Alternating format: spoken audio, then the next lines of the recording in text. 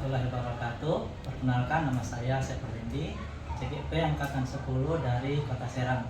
Kali ini saya akan membuat video terkait dengan pra-observasi dalam modul 2.1 coaching untuk supervisi akademik. Oke, mari kita mulai dalam kegiatan pra-observasi. Oke, assalamualaikum warahmatullahi wabarakatuh, Bu Danita. Waalaikumsalam warahmatullahi wabarakatuh. Terima kasih sudah menyempatkan waktunya. Tujuan kali ini adalah kita akan melakukan pra-observasi coaching untuk supervisi akademik modul 2.1.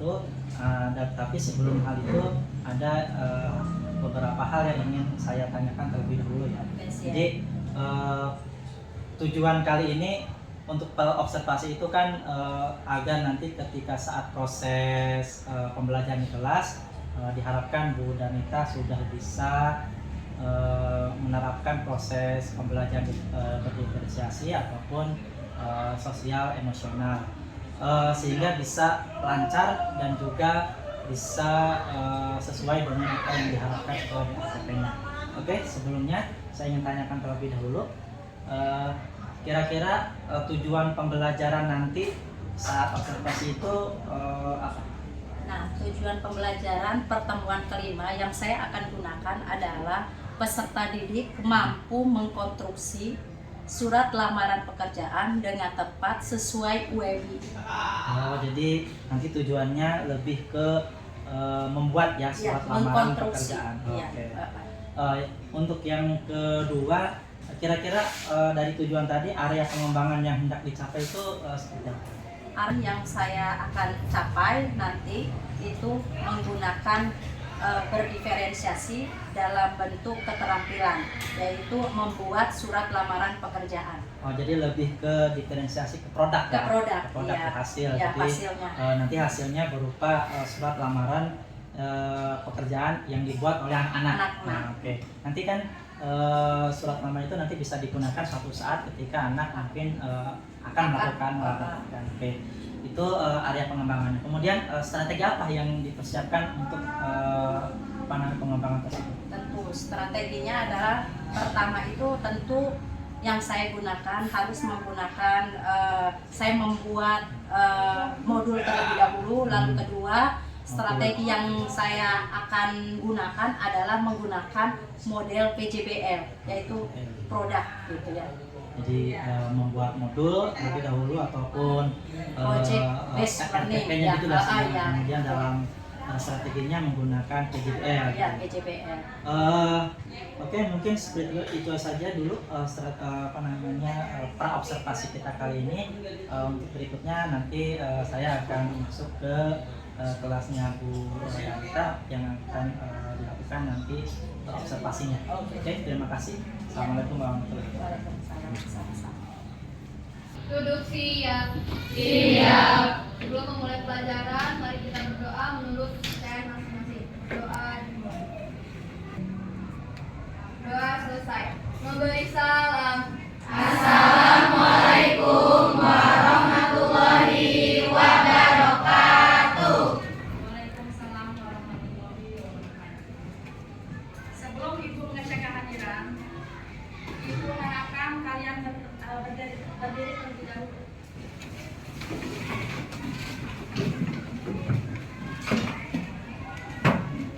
Pastikan di atas meja kalian tidak terdapat sampah. Coba dicek terlebih dahulu.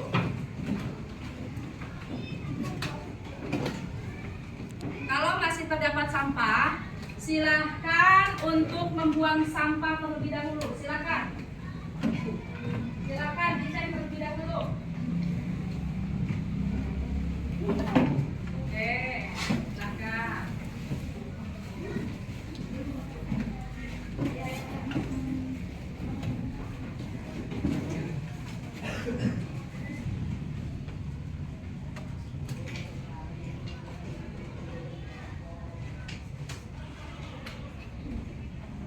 Silakan kalian duduk kembali. Nah, kalau meja kalian bersih, kan enak.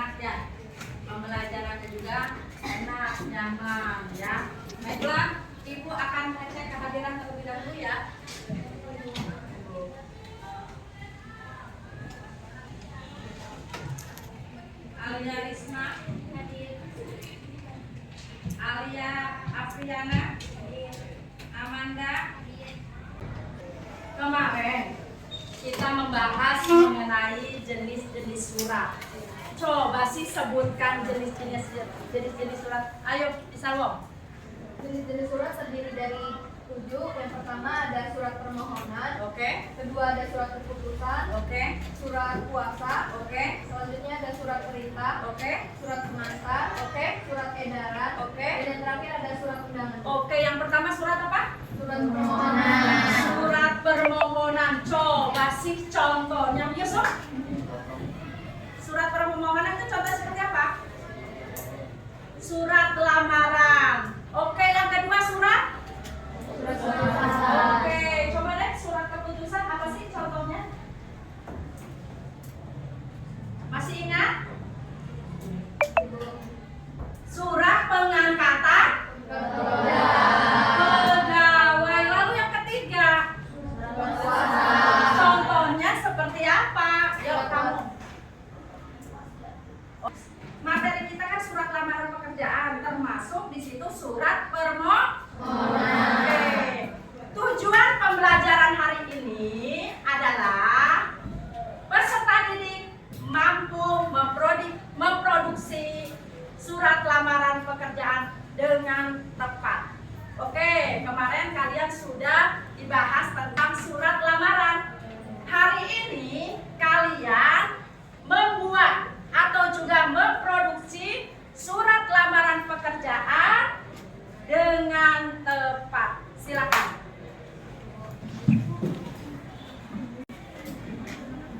Menggunakan Canva boleh, menggunakan kertas folio boleh, silakan. Dipersilakan apa yang kalian suka. Untuk nyari referensinya, silakan Anda melihat terlebih dahulu di Google boleh untuk nyari referensinya. Boleh juga di mana? Selain di internet, di buku. Lanjut di mana? Di YouTube. Lalu di mana lagi?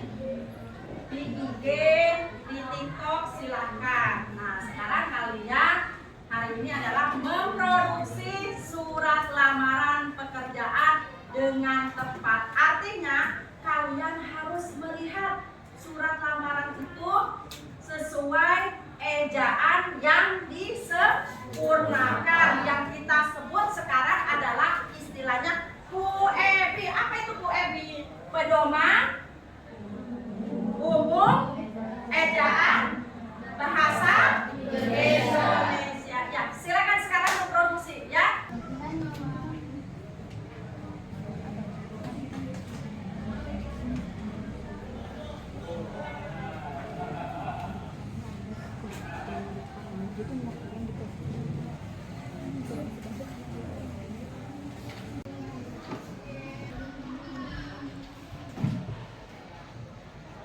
Ya, silakan.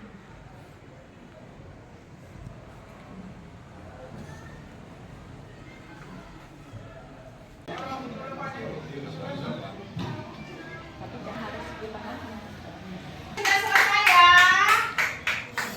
Nah, kira-kira ketika kalian memproduksi surat lamaran pekerjaan tersebut, ada kesulitan enggak sih? Oh, udah ya? Udah, alhamdulillah. Artinya kalian mengerti apa yang saya sampaikan ya. Tujuannya juga sangat jelas. Apa tujuan pembelajaran hari ini? Apa tadi? Membuat surat lamaran pekerjaan dengan tepat. Oke. Baiklah, Ibu akhiri.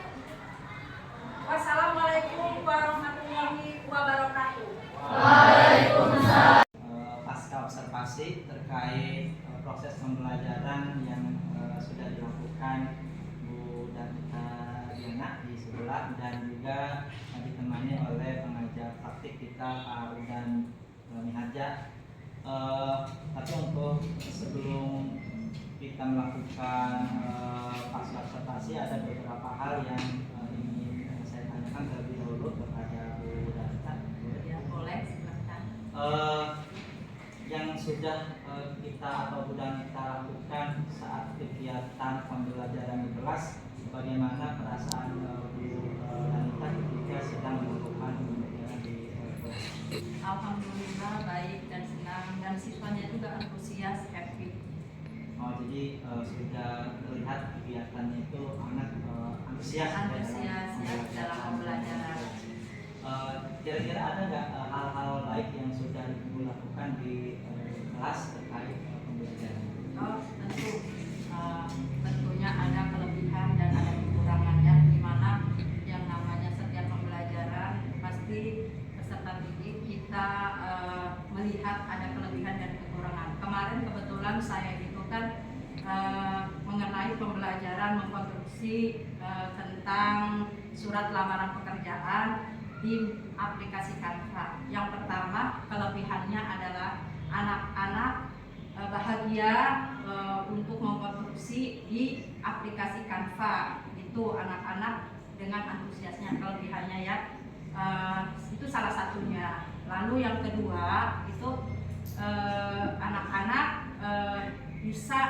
bisa berkolaborasi dengan temannya, dengan teman siswanya.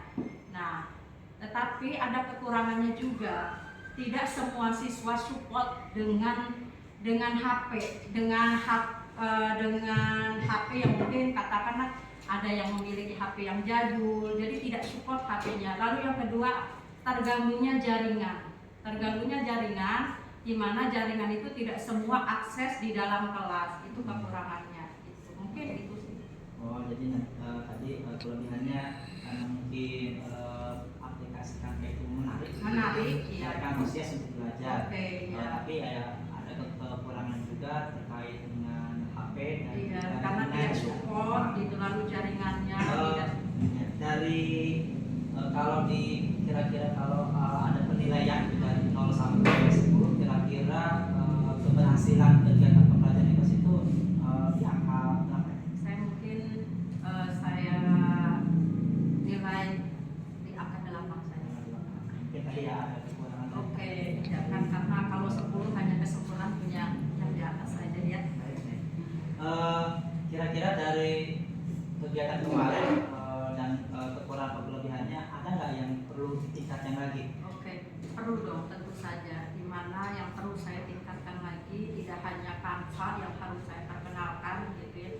Mungkin saja saya perlu tingkatkan adalah saya akan mengenalkan fitur-fitur atau aplikasi lainnya, bukan hanya Canva, gitu. Agar anak lebih tidak mengenalkan hanya itu saja Canva, gitu. Mungkin kan ada lagi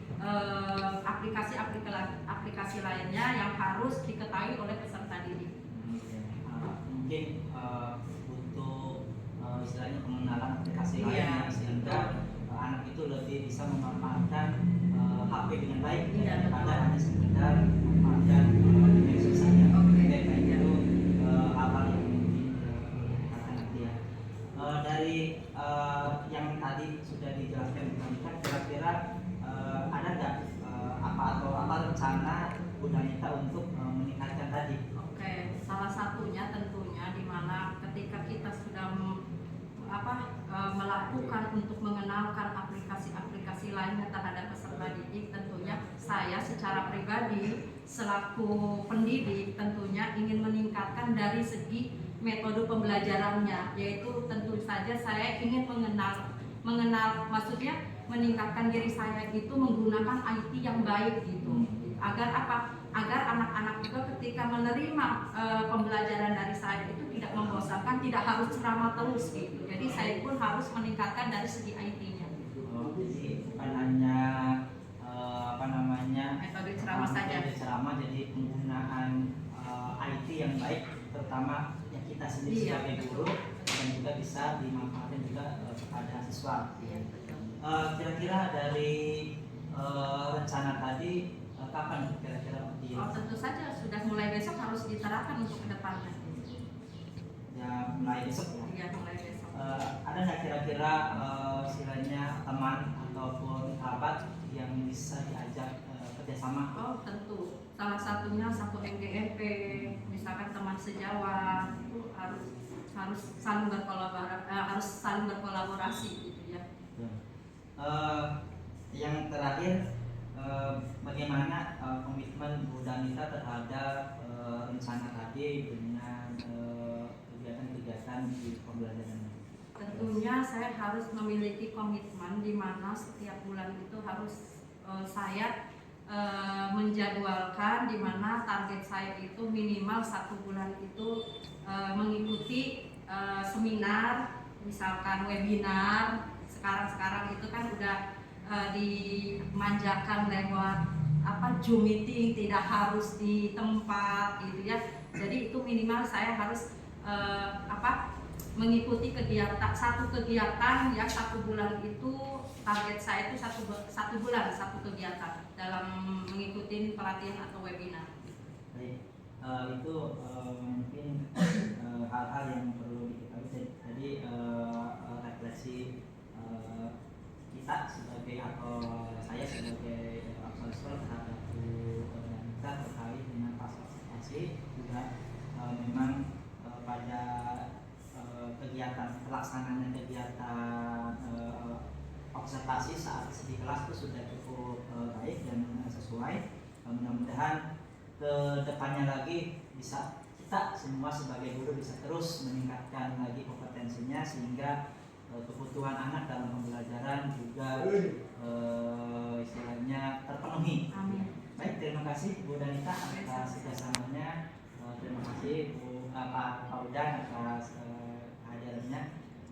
Mungkin nanti kita berdiskusi kira-kira ada hal baik atau buruk terkait dengan kegiatan observasi. Terima kasih. Assalamualaikum warahmatullahi wabarakatuh. Waalaikumsalam warahmatullahi wabarakatuh. Ya baik, terima kasih Ibu Danita. Bu Danita ya. Kalau tadi saya amati Mas Tok, semuanya sudah ada unsur firmannya ya. Yang mulai tadi menyampaikan tujuan observasinya dan mengidentifikasi tadi juga ya. Kemudian Pak Asto membuat pertanyaan bagaimana Bu Danita ya. Rencana yang diperoleh yang akan dilakukan untuk mengantisipasi tadi, kemudian menentukan komitmennya juga ya. Harapannya mungkin ini tidak hanya selesai di ibu saja, harapannya bisa ditularkan juga ke yang lain supaya yang lainnya juga bisa mendapatkan coaching ya dengan pendekatan seperti akademik. Itu aja. Iya, sama-sama.